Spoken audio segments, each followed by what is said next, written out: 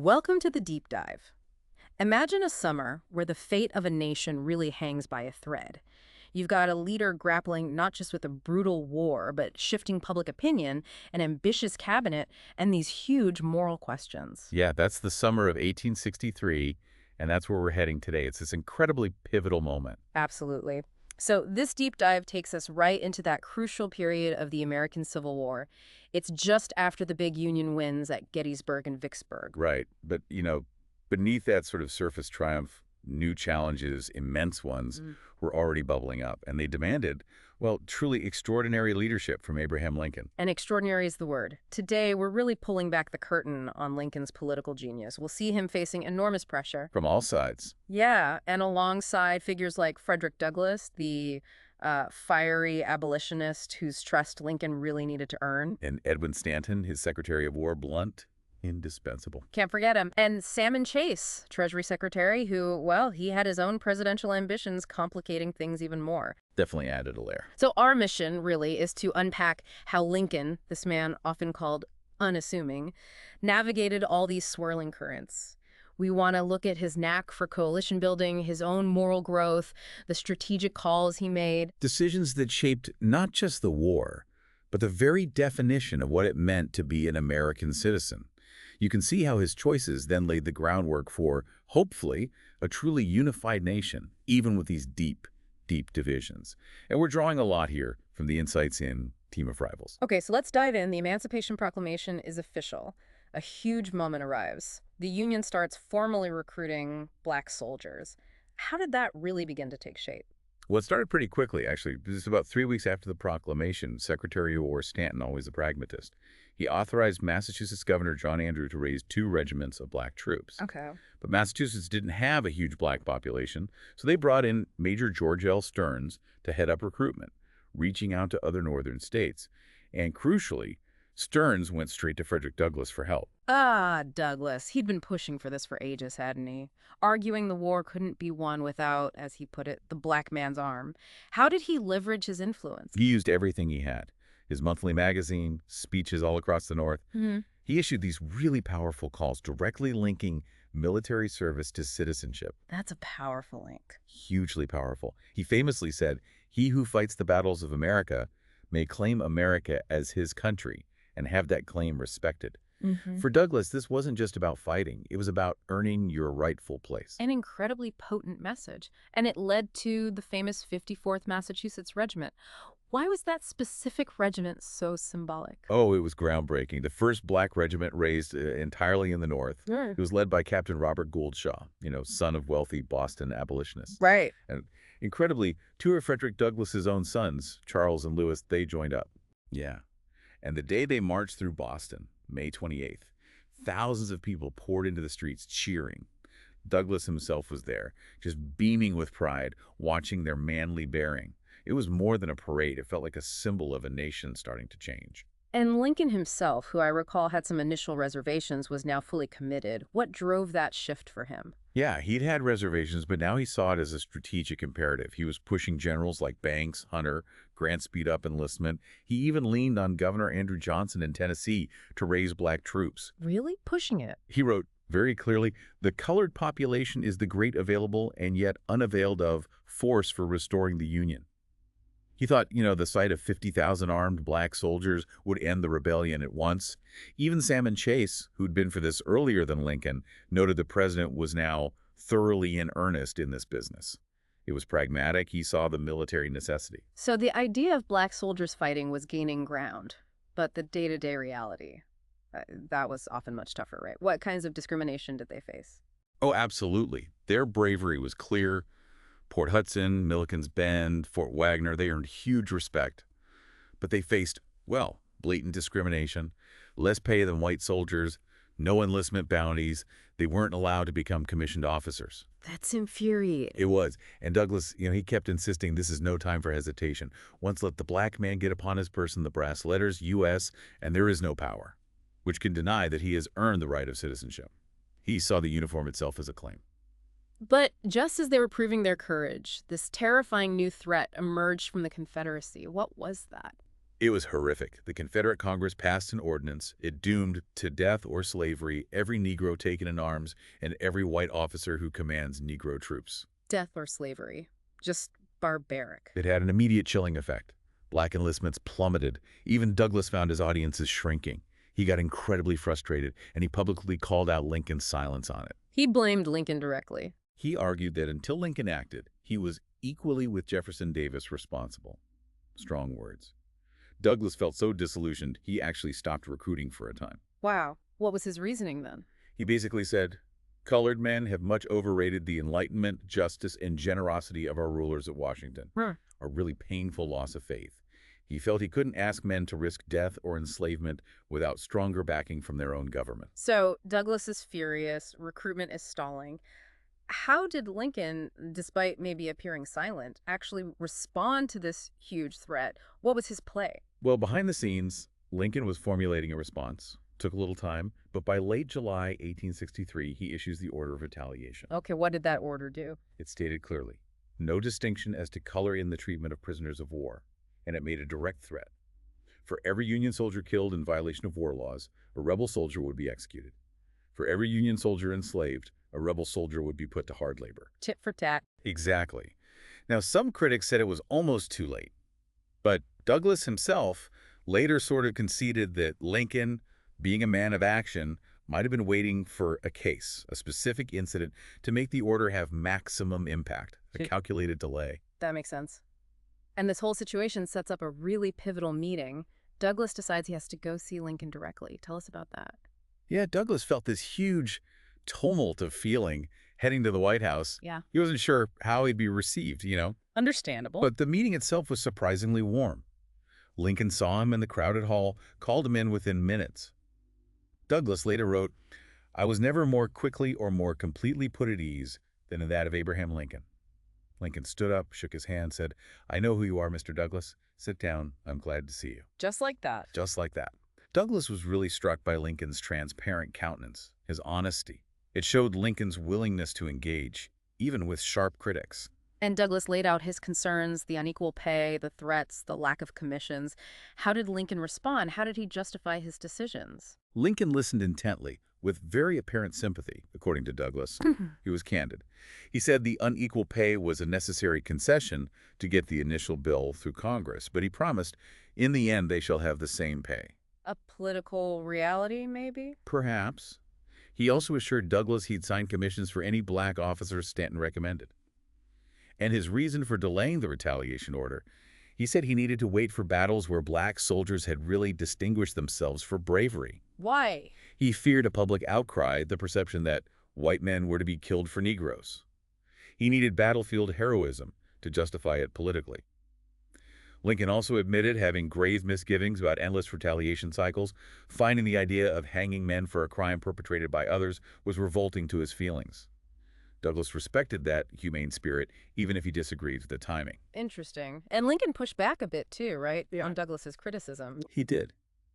He acknowledged Douglass's critique of his tardy, hesitating, and vacillating policy, but then he firmly stated, "It cannot be shown that when I have once taken a position, I have ever retreated from it." Standing his ground. So this meeting, it sounds like it really forged a deeper connection. Absolutely.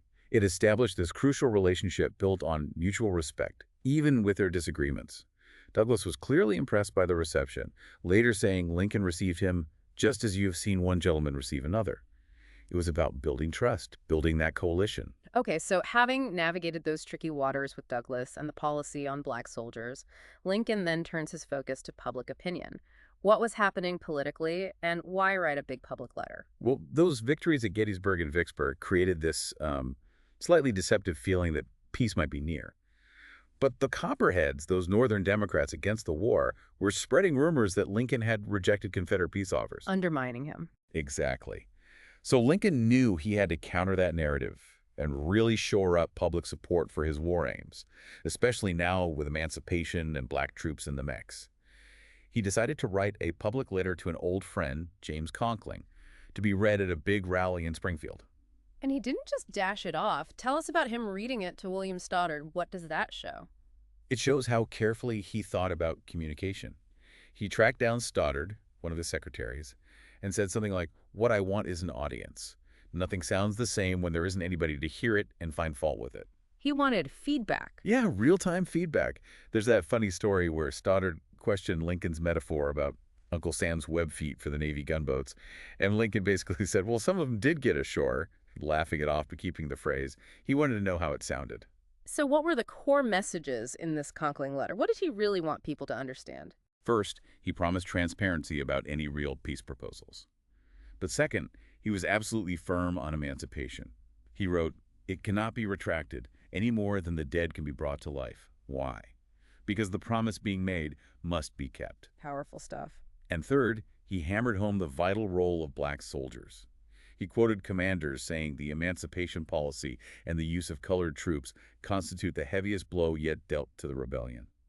The ending was almost poetic, contrasting the black men who helped mankind onto this great consummation with the white men who strove to hinder it. It was a strategic masterpiece, really. So more than just answering critics, it was about reshaping the narrative. Definitely. Leveraging the recent wins to cement support for these controversial policies, framing them as both morally right and militarily essential. And how did it land? How was the letter received? Well, there was a hiccup first. A shortened version got published initially, and Lincoln was apparently mortified. But once the full text came out, it got excellent reviews. People praised its clarity, its felicity of thought. John Hay, his secretary, called it a great utterance of a great man. So it worked. It really did. The New York Times went so far as to declare Lincoln the most popular man in the Republic after it came out. It successfully reframed the debate. Okay, so Lincoln's riding high on this wave of public support, but then, boom, a military crisis hits. What happened in mid-September? Yeah, just as things felt a bit calmer, the news from Chickamauga came in. A stunning Confederate victory. Yeah. General Rosecrans' army was routed. It was compared to Bull Run, a real disaster. How did Lincoln take it personally? He was deeply disturbed. He told John Hay, "I believe I feel trouble in the air before it comes." He couldn't sleep. The situation in Chattanooga was suddenly critical. The Union held it, but they desperately needed reinforcements, maybe 20 or 30,000 men, fast. A huge blow. And this crisis leads to this incredible logistical story involving Stanton. What was his big idea? Stanton had this audacious plan. He calls this late-night emergency meeting Lincoln, Halleck, Seward, Chase. Lincoln was apparently considerably disturbed because Stanton had never summoned him before. It must be serious. Right. Stanton lays it out, moved 20,000 men from the Army of the Potomac all the way to Tennessee under General Hooker. 20,000 men. Across that distance, how did they react? Skepticism, mostly. Halleck, the general-in-chief, figured it would take 40 days. Lincoln, always with a dry quip, said something like, "You can't even get one corps into Washington in the time you fixed for reaching Nashville." Stanton was not amused. He knew the danger was imminent. But then came the crucial moment with Colonel D.C. McCallum, the head of military railroads.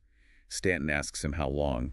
There's this pause, and McCallum says, 7 days. 7 days? That's unbelievable for the time. Exactly. Stanton's like, "I told you so." But Lincoln, ever the careful one, steps in. "I have not yet given my consent. Colonel McCallum, are you sure about this?" Putting him on the spot. Totally. And McCallum pledges his life on it. That's when Lincoln gives the okay. He tells Stanton, "Mr. Secretary, you are the captain. Give the necessary orders, and I will approve them." Trusting his man, but only after that direct assurance. And did they actually do it? They did. Stanton worked apparently more than 48 hours straight, just relentless commandeering trains, coordinating everything across different railroad gauges, which was a nightmare. But they moved 23,000 troops and all their supplies to Tennessee in those 7 days. That's astonishing. It was called the longest and fastest movement of such a large body of troops before the 20th century. Yeah. Just an incredible feat. And people like Grant and Chase gave Stanton huge credit for basically saving Chattanooga. Wow. That really underscores the scale of the war effort and the personalities involved. What does this episode and the eventual victory at Lookout Mountain tell us about that Lincoln-Stanton partnership? It shows how vital they were to each other, despite being so different. Lincoln really valued Stanton's drive, his indomitable energy, even his bluntness. He called Stanton his Mars, his god of war. An unlikely pair. Totally. Someone observed Lincoln's charity versus Stanton's secretiveness, Lincoln's calm versus Stanton's storminess. But they needed each other. There's that great story about Stanton supposedly calling Lincoln a fool. Right. A congressman complained Stanton countermanded Lincoln's order and called him a DD fool. And Lincoln just smiles and says, "If Stanton said I was a DD fool, then I must be one, for he is nearly always right." That says so much about Lincoln's confidence and trust. It really does. He valued Stanton's effectiveness over any personal slight. And Stanton, who initially underestimated Lincoln, came to deeply admire him. They also shared this deep awareness of mortality, of the sheer human cost of their decisions. Both had faced personal losses, right? Yeah. Stanton with cholera and his wife's death, Lincoln losing children and loving those somber poems like Mortality. They knew their orders sent thousands to their deaths. Lincoln once reflected, wasn't it queer that he, who couldn't bear to cut the head off a chicken, was in the middle of this huge war? How did they cope with that weight? They both seemed to find some meaning in a sense of divine purpose. Lincoln told a group of Quakers he believed God permitted the war for some wise purpose, intending some great good to follow. That shared sense of immense, almost sacred responsibility deepened their bond. So while Lincoln and Stanton are forging this tart bond, another key rival, Salmon Chase, is feeling increasingly sidelined. What's going on with him? Yeah, Chase felt it keenly. He said it was painful, so near the springs of action and yet unable to touch them. And this frustration fueled his ambition, his dogged hope, the book calls it, that he would be the Republican nominee in 1864, not Lincoln. And he saw an opening on Reconstruction policy. You mentioned that divide earlier. Exactly. The party was splitting. You had the radicals, who wanted immediate abolition, black suffrage, strict terms for the South, a total transformation. Chase positioned himself with them. And the conservatives. They favored a more gradual approach, maybe compensated emancipation, more lenient terms for readmission, trying to appeal to Southern non-slave holders. Lincoln was generally seen as their standard bearer, though he often tried to bridge the gap. It was a real tightrope. So Chase starts maneuvering. How did he try to advance his candidacy? He started this covert campaign, writing hundreds of letters, subtly criticizing Lincoln's leadership, suggesting he offered a more bold, resolute alternative. Always denying he wanted the job, of course, but hinting he'd accept the burden. Classic politics. Did Lincoln know? Oh, Lincoln was fully aware. He got reports from allies. He had that great line about the presidential chin fly biting Chase, basically saying, if Chase's ambition makes him work harder as Treasury Secretary, fine by me. That's incredibly pragmatic. Tolerating a rival in his own cabinet. Lincoln saw it as bad taste, but strategically necessary. He didn't want to fight with Chase, who was crucial for funding the war. He saw Chase as a dubious ally. He had to keep close. He even used another analogy. Chase was like a blue bottle fly, laying eggs in any rotten spot whenever Lincoln made an unpopular move. He really understood his rival's motives, and this tension really flares up in Missouri, right? What was happening there? Missouri was a microcosm of the whole Reconstruction fight. The state's Republicans were in open warfare. Conservatives like Frank Blair favored gradual emancipation. Radicals demanded immediate abolition. And they targeted Lincoln's appointee. Yeah, the radicals accused General Schofield, who Lincoln appointed to be neutral, of siding with the conservatives. So the delegation of these radicals, led by Charles Drake, heads to Washington to demand Lincoln fire Schofield, a direct challenge. How did Lincoln feel about these radicals personally? Privately, he told Hay he felt closer to them in thought and sentiment, that their faces are set Zionwards.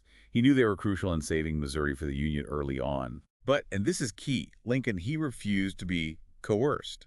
He wouldn't denounce loyal Unionist conservatives just to please the radicals. This is simply monstrous, he said.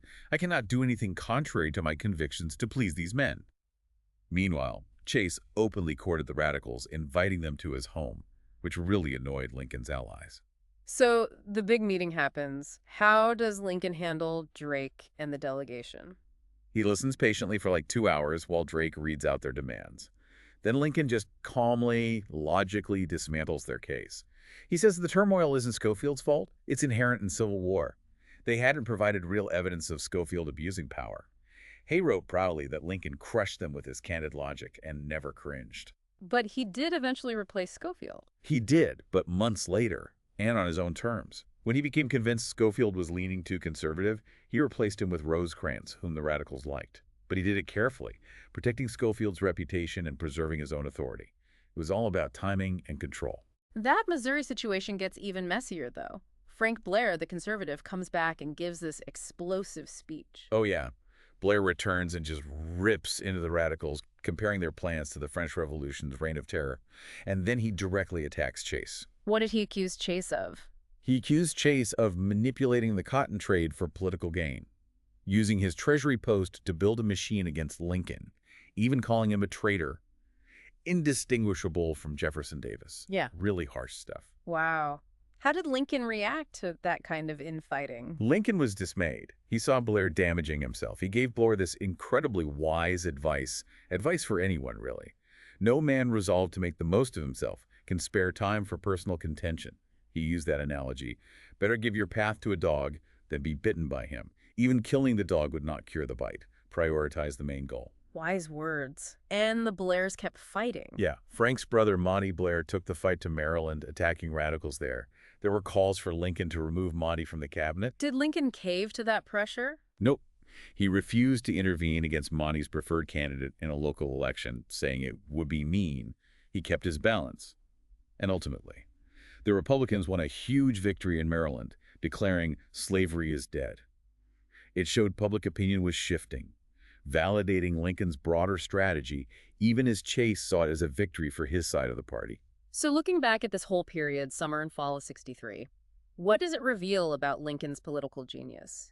People like Leonard Swett urged him to push for a constitutional amendment abolishing slavery right then to undercut rivals. Why didn't he? Lincoln's answer was classic Lincoln. The country was not yet ready. He knew he had to hold all these discordant elements together first. He wasn't going to act prematurely just for personal aggrandizement. So it wasn't about inaction, but timing. Exactly. Swett himself said Lincoln's genius was ignoring men and ignoring all small causes, but by closely calculating the tendencies of events and the great forces which were producing logical results. It was about reading the currents. And moving with them. Precisely. John Forney, a journalist, put it perfectly.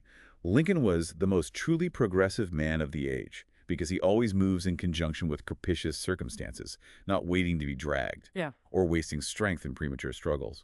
He understood the timing, the preparation needed for big changes to stick. We've really covered a lot here, this incredibly transformative period. Lincoln evolving, leading, from arming black soldiers, navigating cabinet rivalries, that amazing troop movement, shaping public opinion, all while carrying this immense weight. Yeah, his genius wasn't flashy speeches. It was that strategic patience, that deep empathy, and this unwavering focus on the larger goal, what he called the great ends he ordains.